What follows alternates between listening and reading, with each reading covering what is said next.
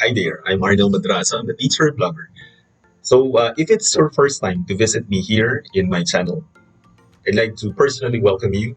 And please do explore some of my other blogs.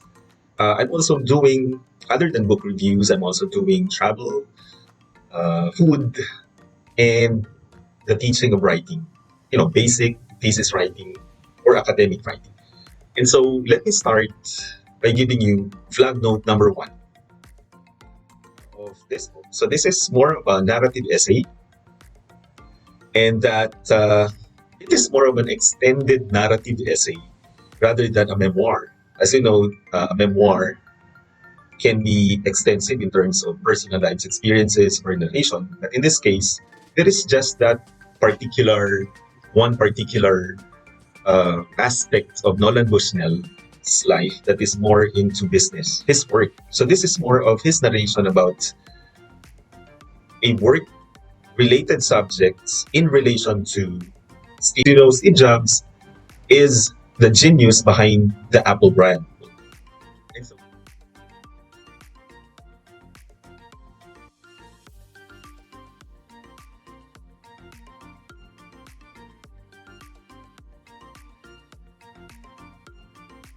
and so, talking about the book, it is my first time to read a book with chapter zero. It started with chapter zero and ended with chapter 52.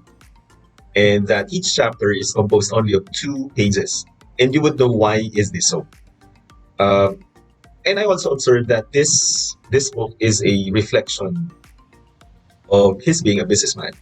So the language or the tone being used by Bushnell is more of a business language. So talking about why is it there are only 2 pages per chapter? Because business life is fast paced. Being a businessman, you need to really keep up with the fast ideas that are being offered in the market, fast changing or innovation offered by competitors. And so this fast paced process in business is reflective of this book. In fact, each chapter is only composed of 2 pages, very fast in terms of how the readers would take this, right? So the book was published in 2013, 2 years or two. Friendship breeds good relationships. So in business, as I observed here in Bushnell, he started in chapter zero by revealing or disclosing his being a successful businessman. So talking about business language, it's always sophisticated, big or grand accomplishments. So it's always the wealth that is being focused. He started by saying that he purchased his new property, which is really a big property in Paris, and that according to him, he wasn't still able to buy furnitures, and so practically the house is still empty. And so he thought of throwing a party, and in that party, one of the guests is Steve Jobs. And that I observed that in his narration of Steve Jobs, really he knows the guy. He knows Steve Jobs because in this chapter, Bushnell also already disclosed that he is the founder of, or I mean, co-founder of Atari. Atari is a game, an arcade game, classical arcade game that was really famous in the past, and that it was very successful. It yielded big revenues in terms of its business success. And so, in this chapter, really you can already observe that there's friendship. And in that, at this particular point, he was telling that Steve Jobs was hired by him.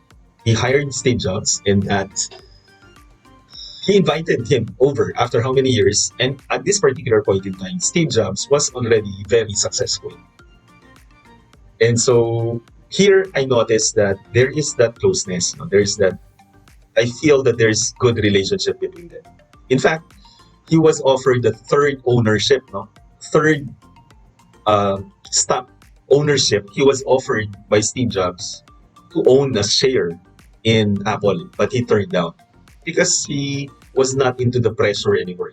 Because according to him, he was already settled, he was already successful in his business.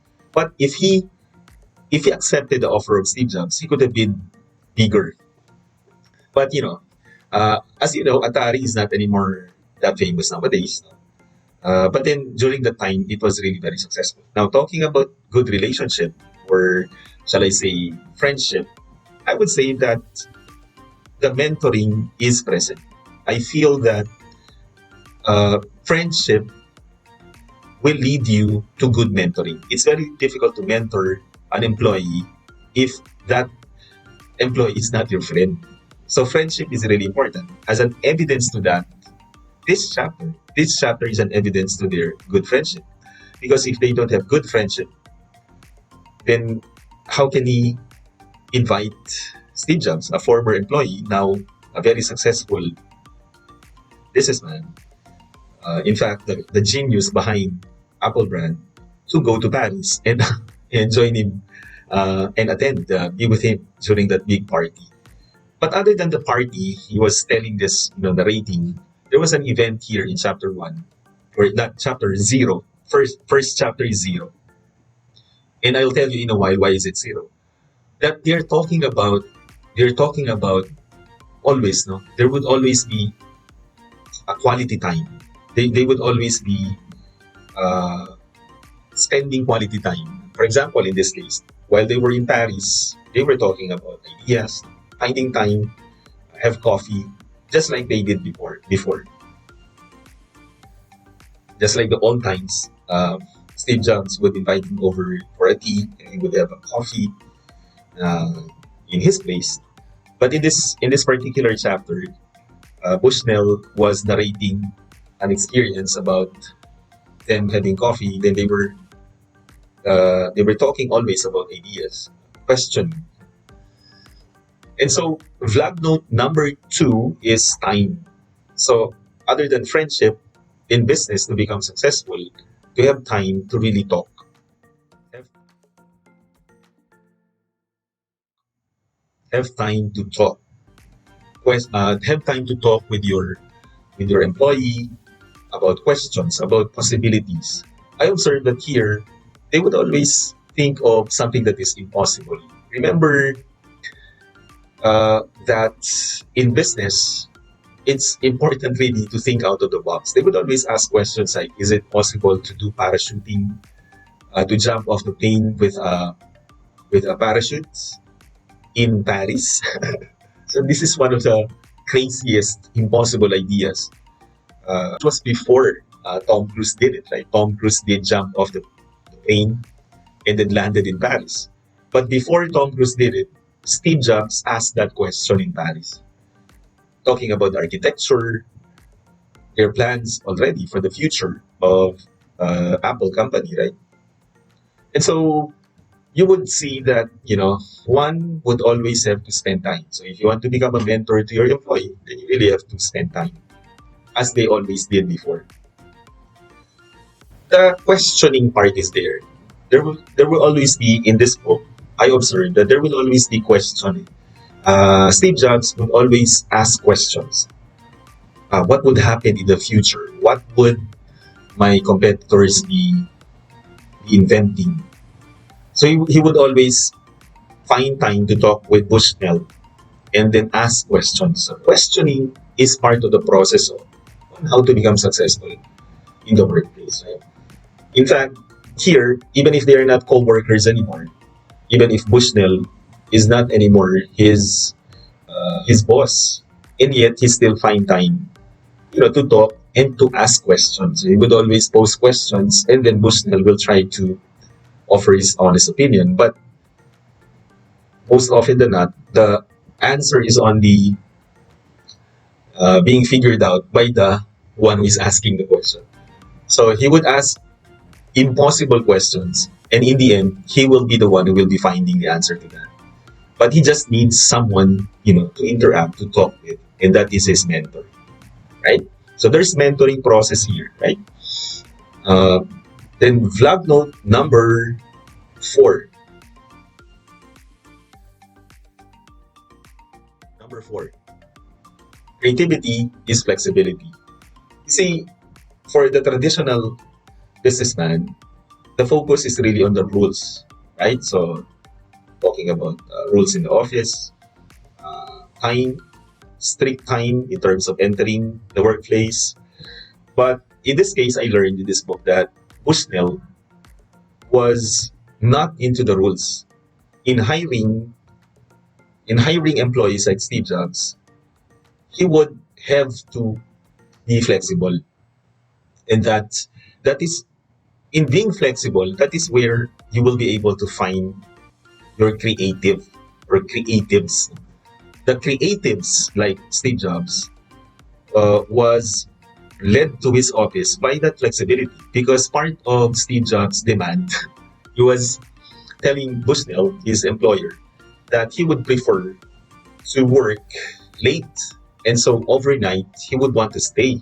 And so can you give us a shower in order that we will just have to stay here in the office? After that, after sleeping, waking up in the morning, we can take a shower. So that's his preference. And so Bushnell said yes. And another brilliant engineer in this book demanded for a space for his dog. And he would want to bring his dog in the workplace. But there's a rule. Just like in Steve Jobs, there was a rule that you cannot stay overnight because of the security issues. And so the security didn't agree.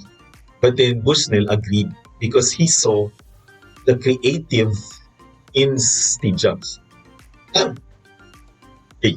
So really, if you want to bring out the imagination in an employee, you really do not just focus on the rules, on the traditional logical things that you're expecting from them, but you need to allow them to breathe and think and imagine. So that is the one practice that Bushnell is applying in his workplace. Let the workplace. Okay. Next is blood note number five.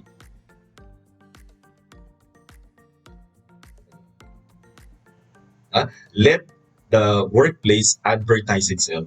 And so, if you see here, if you look at the workplace, it's a game.